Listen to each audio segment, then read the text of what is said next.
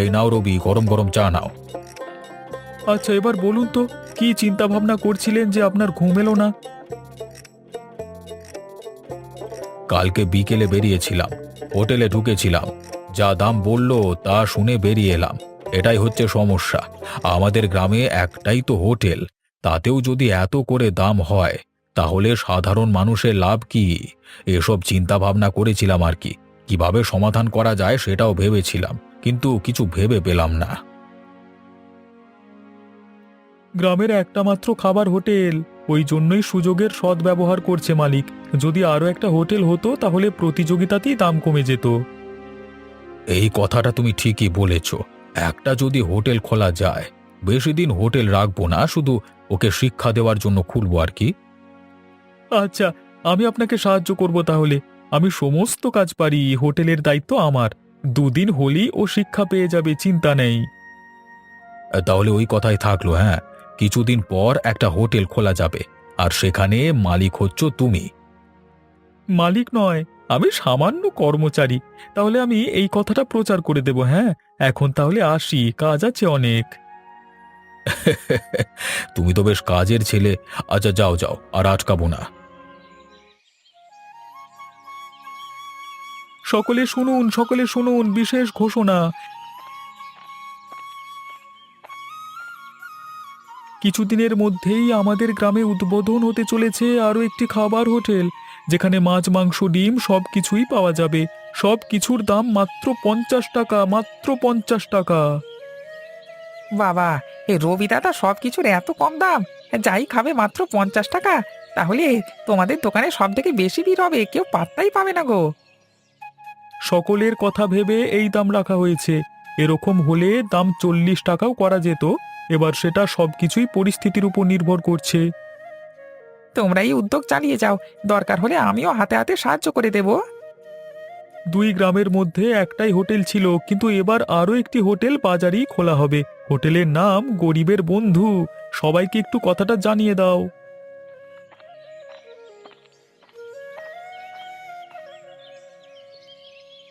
কি গো, শুনলে? কি সব ঘোষণা করে দিয়ে গেল, আমাদের থেকেও কম টাকায় নাকি খাবার খাওয়াবে। শুনলাম তো সবই। এইসব শোনার পরেও তোমার মনে হয় আমাদের হোটেলে আর লোক আসবে? সবাই ওই পাশের হোটেলেই যাবে। মাত্র 50 টাকায় মাছ, মাংস, ডিম যে যা খেতে চাইবে খাওয়াবে।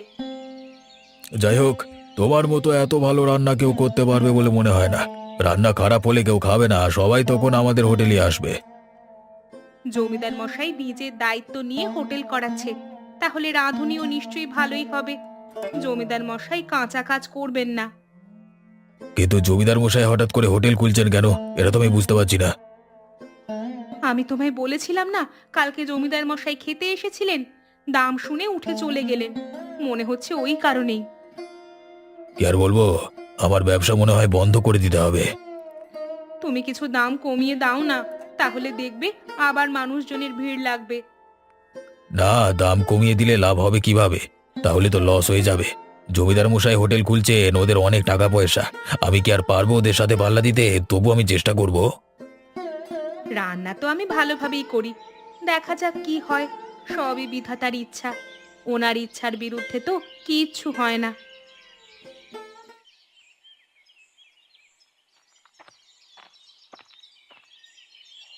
এসো রবি, এসো। তুমি কি কারণে হঠাৎ করে ওভাবে চলে গেলে? আরে কর্তাবাবু, আমি গেলাম এই হোটেল সম্পর্কে একটু প্রচার করে দিতে, যাতে দুটো গ্রামের মানুষজনই জানতে পারে। মানুষ না জানলে হোটেলে ভিড় হবে কিভাবে? সত্যি তুমি খুব কাজের ছেলে। আমি শুধু মুখে একবার উচ্চারণ করেছি, তুমি সমস্ত কিছু ব্যবস্থাপনাও করে ফেলেছো। হ্যাঁ, এই রকম এত কাজের ছেলে আমি আগে দেখিনি। আমি খুবই খুশি হয়েছি। আপনি যদি অনুমতি দেন তাহলে আমি কালকেই হোটেল খুলে ফেলবো, কিন্তু কিছুক্ষণ হলেও আপনাকে থাকতে হবে। হোটেল যখন খুলেছো তাহলে হোটেলের নাম দিতে হবে তো। কিছু নাম দিয়েছো? হ্যাঁ, হোটেলের নাম দিয়েছি গরিবের বন্ধু। বাহ, চমৎকার হয়েছে। সত্যি খুব সুন্দর। আমি অনুমতি দিলাম, কাল থেকেই হোটেলটা শুরু করে দাও। আচ্ছা আচ্ছা, আমি কাল থেকেই শুরু করে দেব। তাহলে কালকে আমি আপনার বাড়িতে আসবো না, ভোরবেলায় উঠে অনেক কাজ করতে হবে। আচ্ছা সে না হয় হবে না, কিন্তু এভাবে কতদিন হবে? এদিকের কাজকর্মগুলো তো সামলাতে হবে। এটা শুধুমাত্র ওই হোটেল মালিককে শিক্ষা দেওয়ার জন্য করছি। দুদিন লাগবে, বেশি দিন লাগবে না। আমি ওই হোটেল মালিককে লেজে গোবরে করে ছাড়বো, ভালো রকম শিক্ষা পাবে। আচ্ছা ঠিক আছে তাহলে, কারণ এই সব কাজকর্ম করতে গিয়ে মূল কাজটাই না নষ্ট হয়ে যায়। আরে না না, আমি সব সামলে নেব বাবু। আচ্ছা এখন তাহলে আসি কর্তাবাবু। হ্যাঁ হ্যাঁ, এসো তুমি। আমি তাহলে কালকে হোটেলে সময় মতো পৌঁছে যাব, কেমন?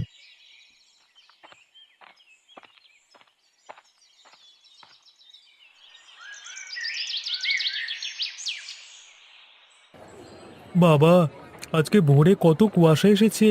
শীতের আগমন ঘটবে এবার। তাড়াতাড়ি বাজারগুলো করে রান্না চাপিয়ে দিতে হবে, তবে তো লোকে সময় মতো এসে খেতে পারবে। যাই যাই, পা চালিয়ে বাজারে যাই। আসুন রবিবাবু, আমার দোকানে আসুন, সমস্ত কিছু টাটকা তরতাজা। দাদা, আপনি এদিকে আসুন, আমার কাছে সমস্ত সবজি কম দামে পাবেন। আরে তোমরা দুজনে থামো, আমি দুজনের থেকেই কিনবো। সবার কাছে কম দামি হবে, জমিদার মশাই কর্মকুপ তো করে দিয়েছেন। তাহলে আমি আপনাকে কি দেবো? তুমি দাও গাজর ফুলকপি, ঠিক আছে? আমার দোকান থেকে তাহলে কি নেবেন? তুমি দাও পেঁয়াজ রসুন আদা, আর তার সাথে বেগুন আর বরবটি কলাই, ঠিক আছে? তাহলে তোমাদের কত টাকা হলো? আমার কাছে আপনার বিল হয়েছে 100 টাকা। আর আমাকে 120 টাকা দিন, তাহলেই আপনার হয়ে যাবে। এই নাও ধরো তোমাদের দুজনের টাকা। আমাদের হোটেলে খেতে এসো কিন্তু, হ্যাঁ? আজকেই উদ্বোধন। নিশ্চয়ই যাব। জমিদার মশাই নিজে বসে থাকবেন যখন, আমরা সবাই যাব।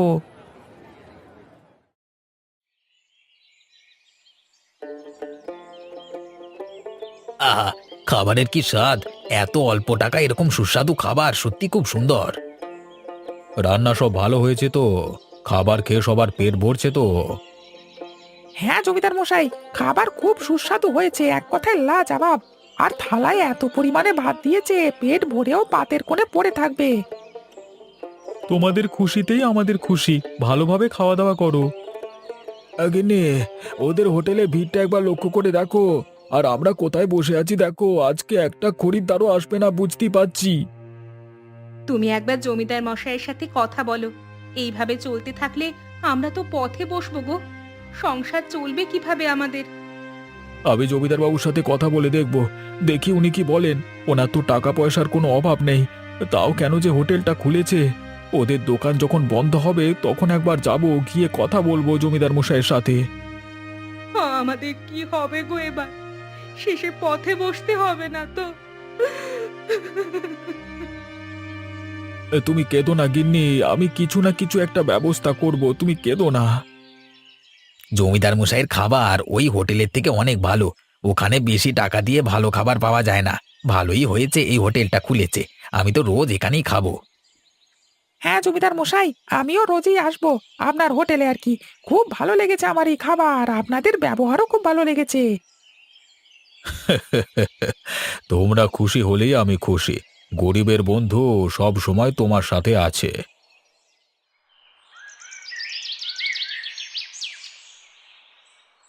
জমিদার মশাই, আমি যে পথে বসে গেলাম, আমার হোটেল একদম চলছে না। আজকে একটা খরিদ্দারও আসেনি।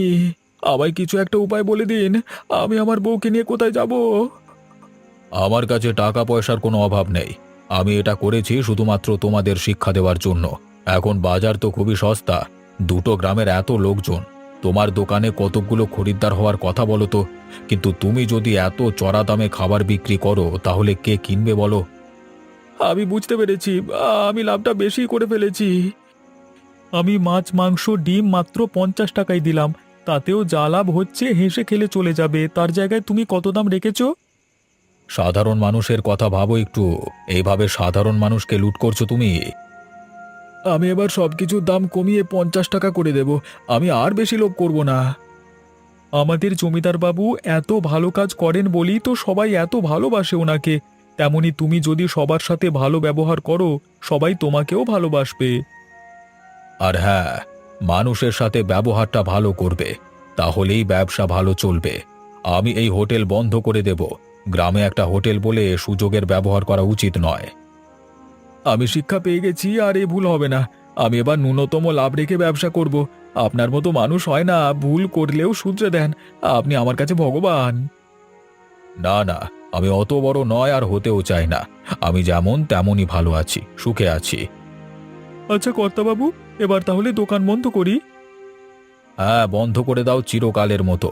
পলাশ, এই হোটেলটা খুলতে যেন আর বাধ্য না হই। এবার খুললে কিন্তু আর বন্ধ হবে না। ভুল করলে শুধরানোর সুযোগ দেওয়া যায়, তবে বারবার নয়। কথাটা মনে রেখো। জি কর্তাবাবু, আমার মনে থাকবে। এবার সস্তা বাজার থেকে কেনাকাটা করব আর সস্তায় খাবার বিক্রি করব। এবার 2 গ্রাম খুশিতে থাকবে।